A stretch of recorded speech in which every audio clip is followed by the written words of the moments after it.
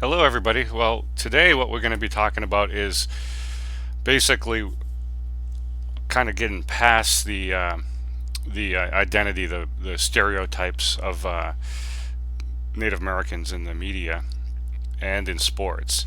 And then we'll be spending the last few weeks, I think the next 4 weeks, on looking at contemporary issues, society issues, things like that, that actually have an effect within the tribe. So we'll be looking at various topics that are tribal related. So we're going to go from there. But right now, we're going to finish up today on this Native representations, media, and sports. And I labeled it: is it poking fun at Native peoples, or is it a slow dismantling of Native being? Because again, this goes into how we look at things, how we perceive things.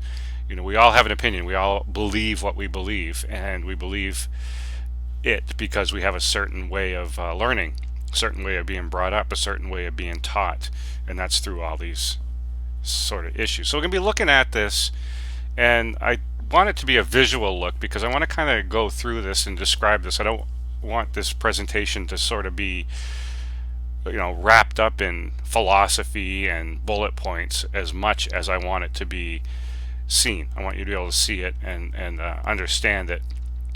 You don't have to believe it, but you can just see it and understand it. This is, again, wrapping up the identity section of our semester. And again, the last part of the semester we'll be looking at the contemporary issues and what's affecting natives on native tribal reservations and beyond. So let's take a look at this.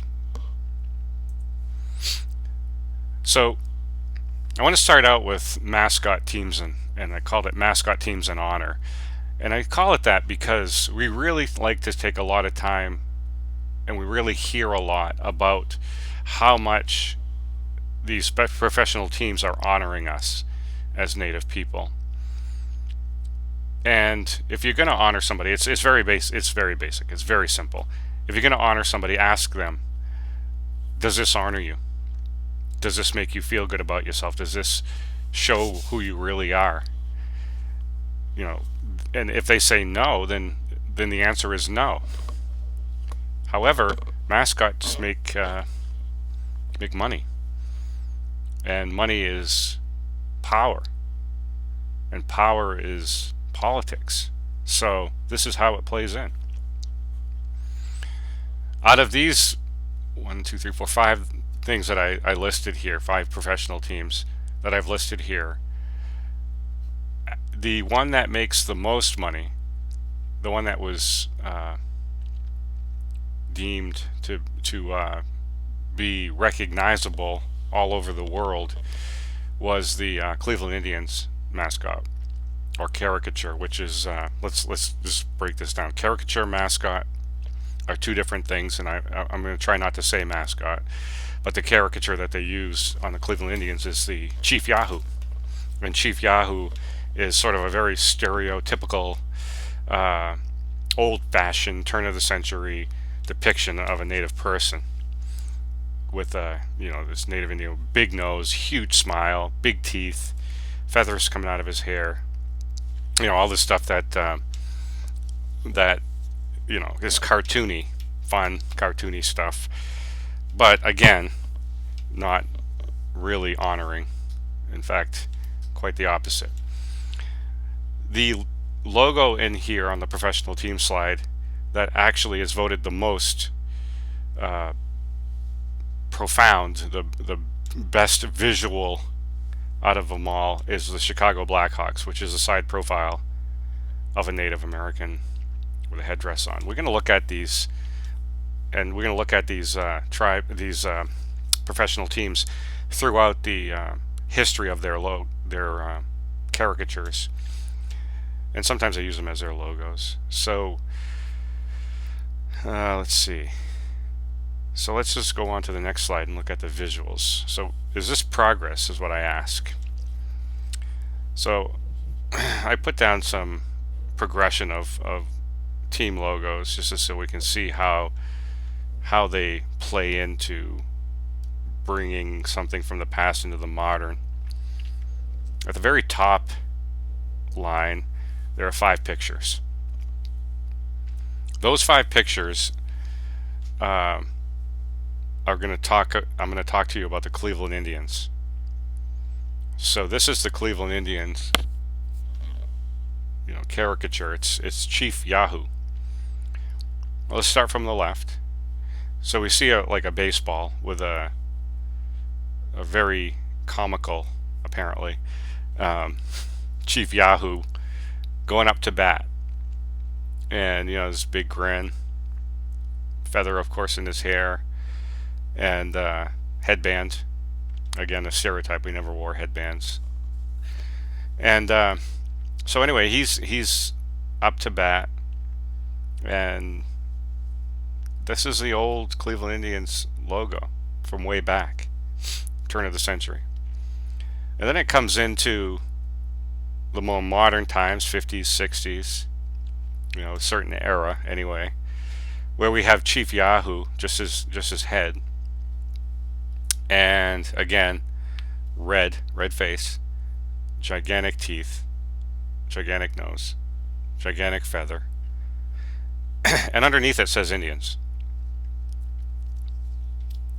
The next one is one that is actually on a lot of the memorabilia that they sell, hats and jerseys, things like that, that they don't actually put this on the uniform anymore because it's deemed to be offensive, and by Native people. And Cleveland Indians in a way respect that, in that they don't they don't wear that particular face, Chief Yahoo, on their uniforms during the game. It's just basically a caricature that's sold on their uniforms, jerseys and hats, and whatever else, towels, whatever they have. Today they use the fourth picture on their uniforms, right across the front of their chests, Indians. So we're seeing a progression. This is a progression of how they're depicting themselves on their uniforms, but we're not necessarily seeing how they make money, because this Cleveland Indians logo makes a lot of money. It actually is a driver in how the teams pay their players, because they earn a lot of money out of these sales of these memorabilia objects with Chief Yahoo on them. At the very end, you see this guy sitting there looking at you with an L on his uniform. That guy's name is Louis Sockalexis. Louis Sockalexis was from Indian Island, right in Maine, about 10 minutes up the road from us right now. He is a Penobscot tribal citizen, and he's deceased now, because this picture was probably taken in the late 1800s. But he played for the Cleveland Spiders, which was a professional baseball team. Later became known as the Cleveland Indians. And there's a book written by an author named Ed Rice, and Ed Rice wrote this book about the first Indian to break the color barrier for baseball, and that was Louis Sockalexis. And it's well documented. His stats are well documented. He's very, very much an icon within the Cleveland Indians organization. And he's also buried over on Indian Island as well. So what I'd like to talk about a little bit here for a minute is how the Cleveland Indians got their name, Cleveland Indians. Well, it was something that was voted on, because again, Cleveland Spiders doesn't sound like a very, really good mascot-y name. So they put it out to public in Cleveland to say, what do we want to name the team? And there was a bunch of names that were thrown out, and it came down to 2 or 3. And out of the 2 or 3, one of them was the Indians, the Cleveland Indians. The reason they called them that, and the reason why it got to that point, was that Louis Sockalexis was a pitcher, but he also could play outfield, and he had such an arm on him that he could strike out a person from center field. So in other words, he's standing in center field and he'd throw a baseball and he'd strike out somebody at the base, at home plate. That's a pretty incredible, powerful arm and accuracy, but he could do it. He was also a very, very good hitter. And so he became legendary around Cleveland. And what he did was he started to bar hop. He never drank in his life alcohol, but when he got out there, he was a big deal. After he earned his stripes, he earned his rights to be a big deal. He was a big deal. Everywhere he'd go, the team would follow him, the players, after hours. And so they became known as the Indians because they were hanging out with the Indian. So eventually, that was the logo, the team name that was derived from that, the Cleveland Indians, and that was based on Louis Sock Alexis. So there he is, and you know a little bit about the story about him.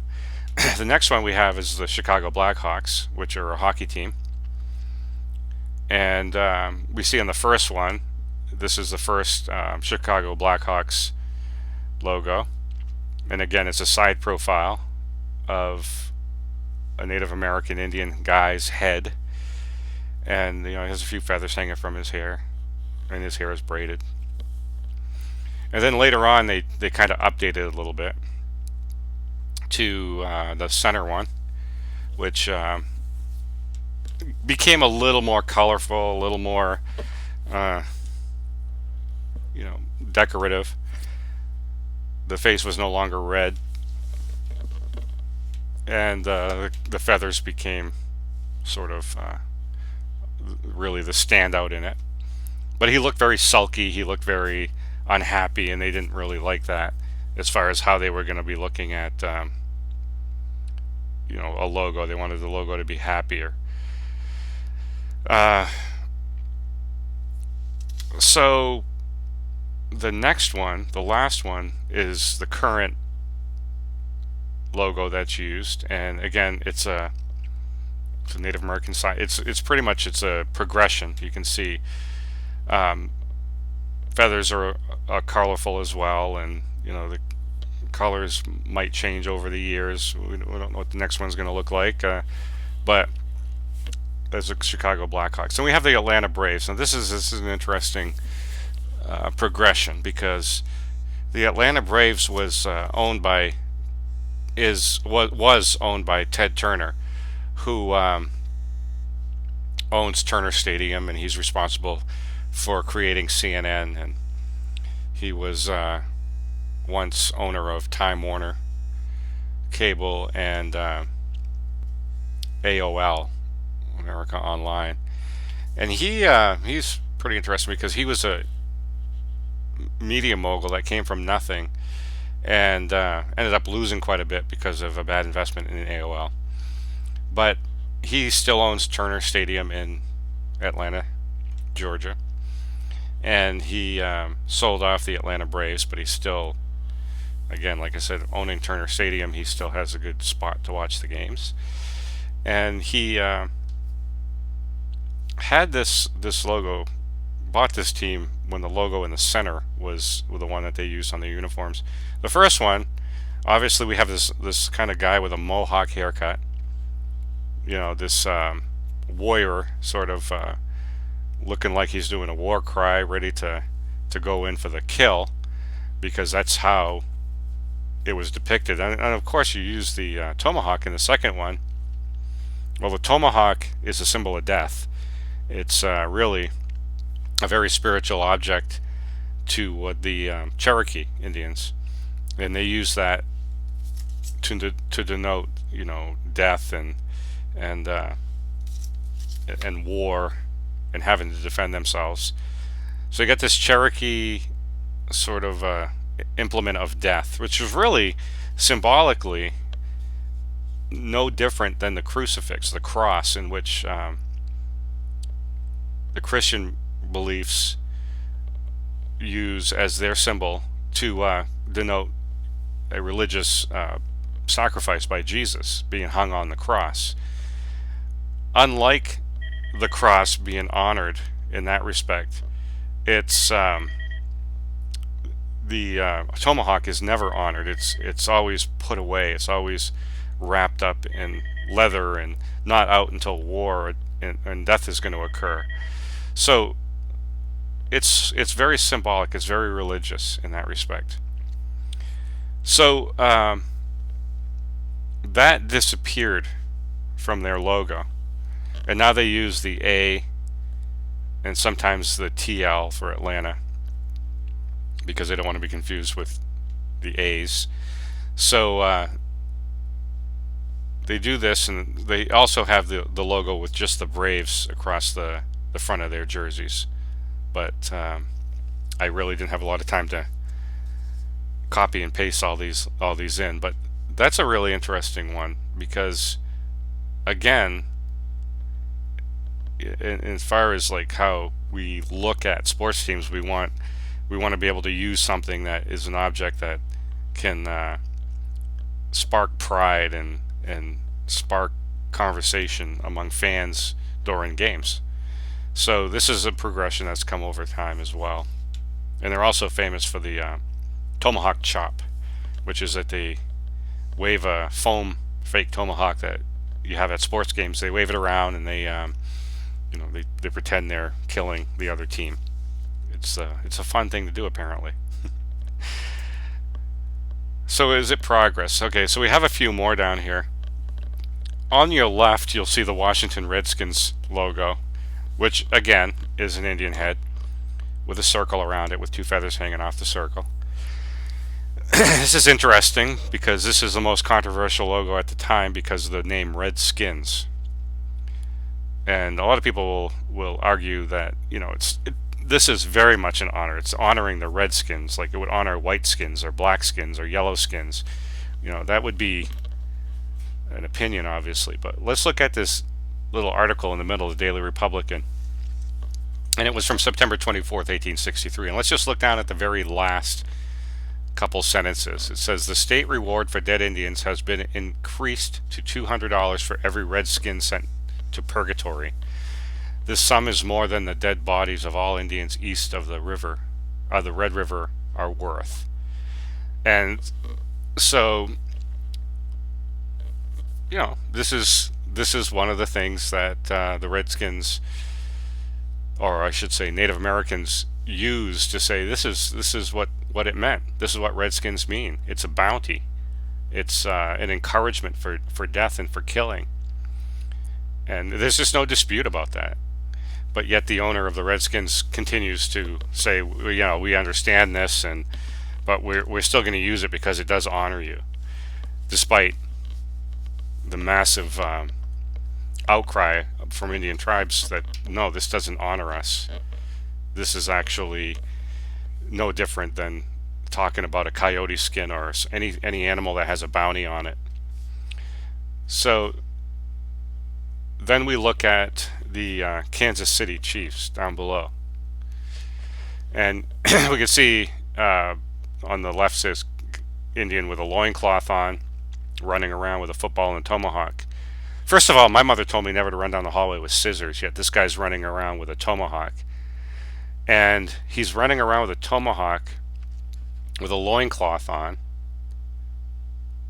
That's not a good thing because loincloths aren't very protective. And there's certain areas underneath that loincloth that need severe protection. And he has a football.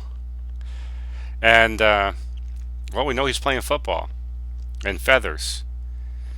This just looks really uncomfortable, this whole situation. Uncomfortable in that if you're wearing a loincloth and leggings, which don't cover anything, they don't have a crotch in them, and you have a football and a tomahawk and a huge feather headdress on and you're running down the field, you got a lot of things to worry about.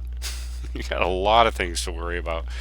You're going to lose a feather, you're going to lose something else, you're going to trip and fall, and that tomahawk's going to do some damage. What's going to happen here? This is just a bad situation. So this was changed to the logo that we see in the bottom in the center, Kansas City, with the arrowhead. And an arrowhead has two meanings to it. One, it was used in war. Two, it was used to hunt. Either way, it was used to destroy a life, whether it was for food or whether it was for safety. So this is a logo that's popular today. Kind of cool looking. But and they don't really use the Indian sort of mascot anymore. But this team doesn't get a lot of protesting, but it does get protesting because, again, it denotes something. Yeah, and arrowhead's true. We're used all over the world, but that's not what this is saying. You got to look at the history of how this came to be. It came to be from an Indian, and then on the other side, I put a picture of an Indian with a bear running and a tomahawk, or actually looks like an axe. It really is an axe being thrown at the bear. And this was one of the depictions that was used back in the day when they played against the Bears, the Chicago Bears. And so here we have this goofy looking Indian cartoon with a headdress on, running, throwing an axe. He's trying to kill the bear.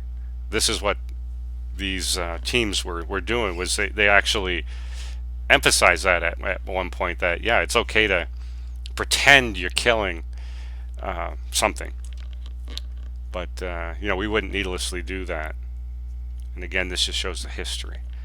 And the last logo, or the last group of logos I put up here, and it's a little stretched looking, but we have some other teams, some other, I guess, looks like college football teams, like the Seminoles, Florida State Seminoles, and the chief alumni of Illinois. And so one of the things that's interesting is that you can see this guy at the bottom of that one logo that we're talking about. His face is the only human face in this whole slide. He was actually on a lot of movies, many movies.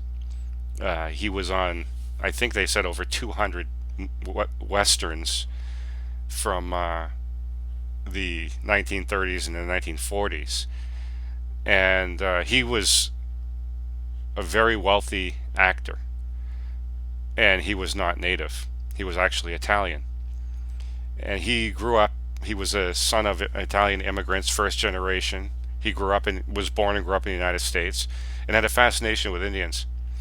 And so as he was growing up, he acted in plays and he acted in theater locally until he got accepted into a couple movies, and then many more after that, to the point where he became actually a lead character in many movies. His face is most familiar because he has a tear. He's standing next to an interstate with garbage being thrown all over the place. He was known as the Crying Indian, and in the 70s, and he was representing the destruction of America and how people that had no real sense of ownership of the country anymore, and they were just throwing trash all over the place. And again, he was 100% not native. He was 100% Italian, but yet he could become a symbol for non-native people of what native people are, sensitive to the environment, things like that, or what was perceived to be. So counterpoint, and I guess this slide I put up because I wanted to show you this is what happens. This is what happens when fans or artists put out cartoons to get their point across. And obviously that people are trying to get a point across here. Whether the point is trying to assist Indians or whether it's trying to fight against or stereotype against Indians. Like, okay, here we have this guy who looks non-native holding up a Chief Yahoo sort of sign with big muscles. And I don't know why it has a hole in it up there, but he has this situation going on where he put Scalp New York. Well, here's a bold misrepresentation of what Native people did. We had scalp bounties put on us. We had them put on us from the mid 1700s all the way up until the probably mid 1800s. And this perpetuates a stereotype that we scalp. That's what we do. That's very much not true. And we'll talk about that.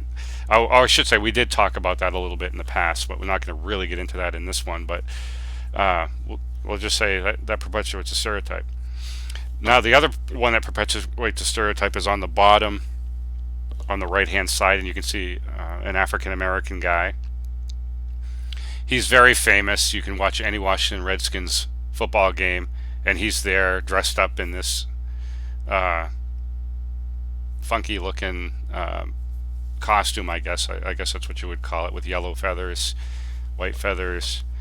And if you could see a full body image of him, he has like a fake leather Native American clothing on with beads and things like that. But it's a costume, and it really pumps up the fans.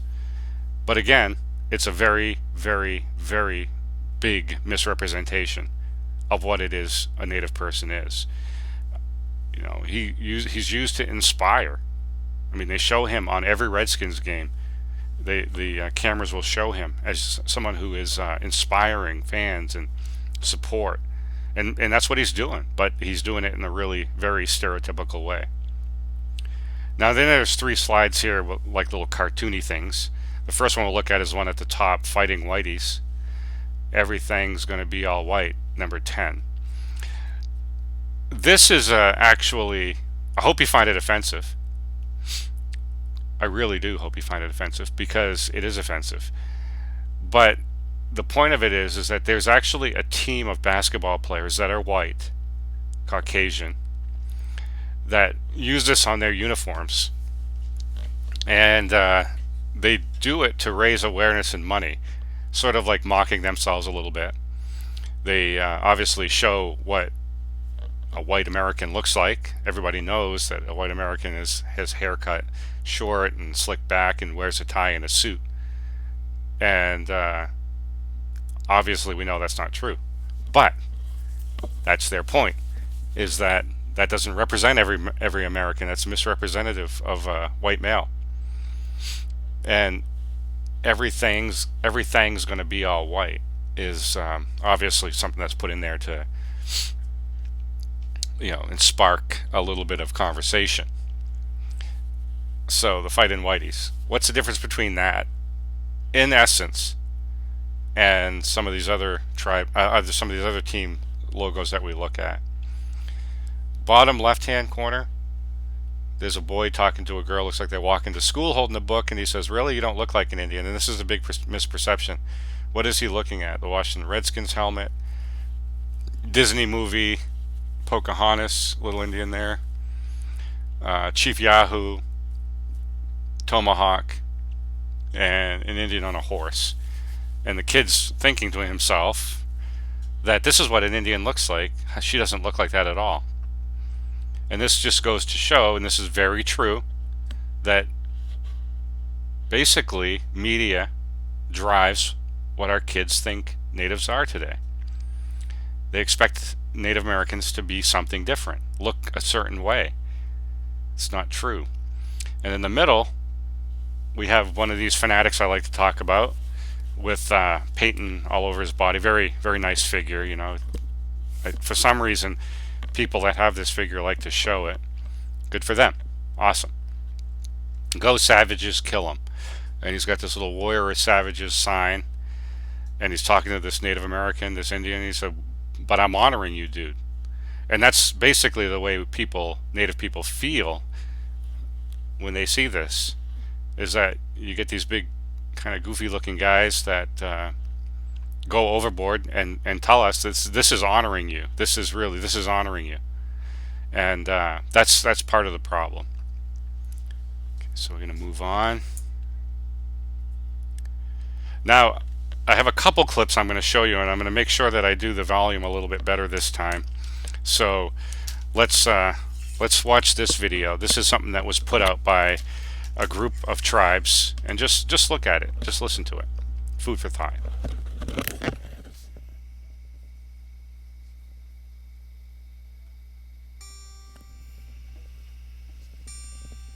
Proud. Forgotten. Indian. Navajo. Blackfoot. Inuit and Sioux. Survivor, spiritualist, patriot. Sitting Bull, Hiawatha, Jim Thorpe. Mother, father, son, daughter, chief. Apache, Pueblo, Choctaw, Chippewa, and Crow. Underserved, struggling, resilient. Squanto, Red Cloud, Tecumseh, and Crazy Horse. Rancher, teacher, doctor, soldier. Seminole, Seneca, Mohawk, and Creek. Mills, Will Rogers, Geronimo. Unyielding, strong, indomitable. Native Americans call themselves many things. The one thing they don't.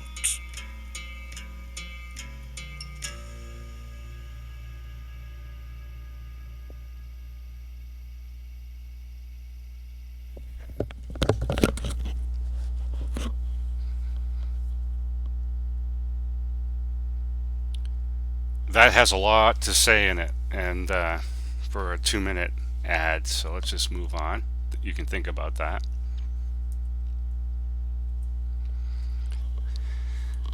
I wanted to put this long, wordy quote in because this is a philosophy that really is going to play into how we look at our next section in the class, the last section, the last few weeks, and that's "Kill the Indian, Save the Man," which was actually a mantra, a logo, saying, whatever you want to call it, that was put over boarding schools. As far as when an Indian would walk through the boarding school, they, you know how you have these like arches with signs over them, like you're walking into a ranch or you're walking into a university or something like that. This is something that boarding schools used. They actually would say this: "Kill the Indian, save the man." And the etymology of the word redskin is, according to a study from the Smithsonian Institution Native American language historian Ives Goddard, entirely benign. Native Americans, Goddard found, were the originators of the term, which they used to set themselves apart from people new to their land. By the early 1860s, however, whites had co-opted the term as a racial descriptor at best, and at worst as a slur. A newspaper in Winona, Minnesota used the word as part of a bounty notice published in its evening edition on September 24, 1863. We looked at that. That's the one we talked about earlier. The notice provided the National Congress for American Indians, which claims it has been independently verified. Whoops, and I put red, and that's the actual after it says that, that's where the actual article was. It apparently didn't show up on this slide, but I guess I just wanted to put this in there because history changes. Things change over time. Things are used in different ways and they mean different things. We know that. I talked about last week where, this is a democracy. This country is a democracy. It was built on democracy. But can it really call itself a democracy when not everybody can vote, when not everybody has equal say, when not everybody has equal power, equal opportunity? Is it really a democracy? In the sense of the word democracy, and how that plays into, over time, how we really look at the whole issue of identity within every single ethnic group. There are many persecuted groups in history of the United States, and there still are. It still goes on. So as a democracy, we need to kind of really focus as citizens of this democracy on what that means. What is the access for people to be democratic, to be in a society where they have a say? Do we have that access? Well, looking at this, no, we don't have that access. And the reason for it is everything we've just talked about so far in this class today.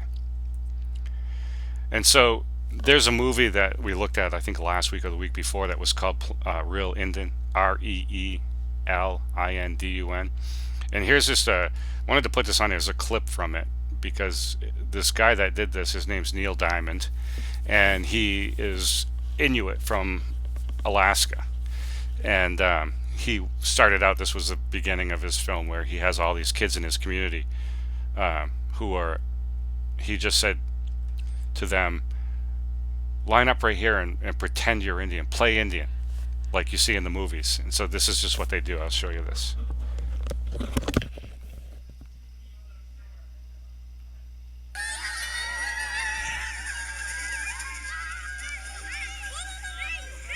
It's an unlikely place to give birth to a film that has revolutionized native cinema and gone on to win at the Cannes Film Festival.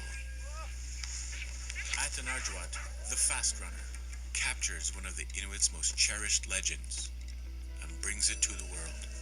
Ata Narjawat to me was that point where cinema was being altered to tell our stories our way, and gone were the stereotypes of past. Really, in that one movie, there's none of that nonsense. It's a gloriously sexy film set in the Arctic.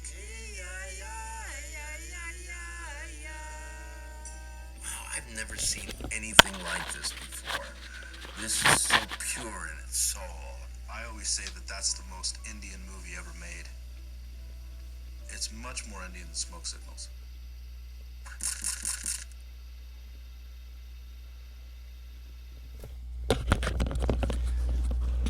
So if you have an hour and a half, you can Google that. It's available. It was actually a documentary that was on PBS, and it's actually, I think it's online as well.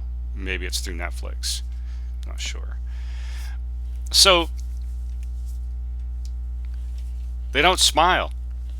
Edward Curtis was a famous photographer. Very, very famous photographer. And he actually was a very good asset, I guess, to Native people in that he documented a lot of Native faces. But he had a stipulation when he filmed people, when he recorded them, or photographed them, I'm sorry, because this was back in the 1800s, and that was, don't smile. You guys don't need to smile because that's not how people know you as. So basically what he did was he got famous, non-famous, whatever, Native people to pose. In the bottom right-hand corner we have Geronimo. In the top left-hand corner we have Chief Joseph. I think there we have another famous chief on the right-hand side here. I can't remember if that's Sitting Bull or not. But anyway, and some other people as well. They look defeated. They look very defeated. Keep in mind that Chief Joseph and Geronimo and Sitting Bull were prisoners at the time. That they were actually living in Washington, D.C. as prisoners. And when these pictures were taken, they were prisoners in the United States, and they're essentially in their own land. So yes, they were defeated. Chief Joseph was famous for saying, "I will fight no more forever," because he was tired of seeing his people killed. Geronimo obviously fought to the end. He was considered a terrorist, and a U.S. terrorist. That's what he was considered, and even to this day he is, and he's still considered that within the administration, the current administration of the U.S. government level today, highest end. And we look at him as a hero. Again, these are all Western Indians and Southwestern Indians, but we have some in the Northeast that didn't make this cut. But again, this is what people expected to see when they saw Native people. They expected to see them in all their defeated personalities. Their faces say a thousand words, more than that, really, all the way from children to those who are just getting ready to cross over to the other side. So yeah, you can see that it was felt, and for a long time it was considered Native American people didn't smile. In fact, if you did smile, nobody wanted to take your picture. this is how you had to look. And again, this was a stereotype that was sort of derived from that. So you can see that here. Our last slide for the day is I put a list here of must-see native-made movies. These movies are just friggin' awesome. I've seen them all. I know many of the filmmakers that have made them. I've spoken publicly with some of the people that have written these as well. I'd say the newest one that I really like is called The Cherokee Word for Water, and that just won a huge award. I know several people that were in that movie, and the director of the movie, who was out of California, but it was basically filmed out of Oklahoma. And so we have this Dance Me Outside and Smoke Signals, both written by Sherman Alexie. Older Than America, which was written by Georgina Lightning, and it talks about boarding schools. The Fast Runner was also mentioned in that little clip I showed you about Real Indians. Skins is another one that was written by, I believe, Sherman Alexie, or no, directed by Chris Eyre, who was in the video clip as well. Obviously, Cherokee Word for Water. Mena, The Lesser Blessed, Winter in the Blood, and Tiger Eyes. These are all contemporary. There are others as well, but these are the ones I really like. I think they really represent many, many different aspects of Indian activism, ancient stories, contemporary issues, and honoring people, actual Native American people, for what they did. So this particular list is a list that I think is really good, and if you could see any of those movies, go ahead and see them. I know many of them are available very easily online or through Amazon or whatever. The newest one that I don't think we can get yet is The Cherokee Word for Water. Actually, after I just said I think you ought to see that, I think it's unavailable at this point because it's fairly new. And it'll be making its way around probably by the summer. That will be available for seeing. And it's just a really neat story about a life of Wilma Mankiller. There are really no Northeast movies that really talk about this area, but these are good Hollywood style movies that you should really see. That would give you the real feeling because of Native Americans, because they're written, acted, directed by Native people. And not all Native people, but in a majority, Native people were in charge of this in these movies in many different ways. So these are some good ones I think you should see. So that's today's presentation, and a visual presentation. And you can go back and watch it again if you want to mute it and just go back and look at the slides. Feel free to do that. But I wanted to kind of go through that and as a transition to our next section of contemporary issues within Native America, inside and outside Native communities. So until next week, thank you. Have a great week, and talk to you later.